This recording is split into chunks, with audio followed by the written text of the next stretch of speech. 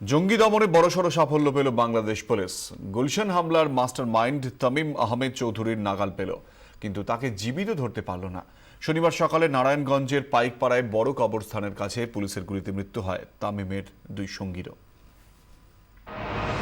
পয়লা জুলাই গুলশানে হামলার পর থেকেই তামিম আহমেদ চৌধুরীর সন্ধানে ছিল বাংলাদেশ পুলিশ। ধৃত এক জেএমবি সদস্যের কাছে খবর পেয়ে শনিবার সকালে নারায়ণগঞ্জের পাইকপাড়ায় হানা দেয় পুলিশ। পাইকপাড়ার বাড়িতে শুরু হয় অভিযান। বাড়িতে ঢোকার চেষ্টা করে কাউন্টার টেরোরিজম ইউনিটের একটি দল। তখনই ভিতর থেকে গুলি ছুটতে শুরু করে জঙ্গিরা। পাল্টা আক্রমণ চালায় বাহিনীও। গুলির লড়াইয়ে মৃত্যু হয় তামিম আহমেদ চৌধুরী এবং তার দুই সঙ্গীর। আমরা অপারেশন আগে যার যা আমাদের প্রস্তুতি সব সম্পন্ন করি। মূল অপারেশন আমাদের 1 ঘন্টা হয়। 1 ঘন্টা পরে আমরা ভিতরে ঢোকার পর দেখা গেল সেখানে 3 জন জঙ্গি নিহত হয়েছে। এবছরই পয়লা জুলাই জঙ্গি নাশকতায় রক্তাক্ত হয় ঢাকার হাই প্রোফাইল গুলশান চত্বর। প্রায় 10 ঘন্টার ক্রাইসিস পিরিয়ডে 6 জঙ্গিকে নিকেশ করা সম্ভব হয় ঠিকই, একজনকে জীবিত ধরাও সম্ভব হয়, তবে মৃত্যু হয় 20 জন পণবন্দিরও।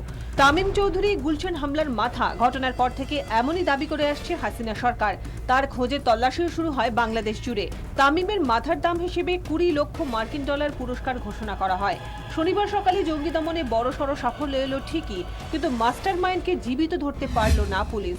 জেএমবি নিউ এর শীর্ষ নেতা কানাডা প্রবাসী তামিম বেশ কিছুদিন ধরেই বাংলাদেশে বসবাস করছিল। বাংলাদেশে আসার আগে সে বিদেশি অর্থ সংগ্রাহক নেটওয়ার্ক তৈরি করেছিল বলেই অনুমান পুলিশের। ব্যুরো রিপোর্ট 24 ঘন্টা।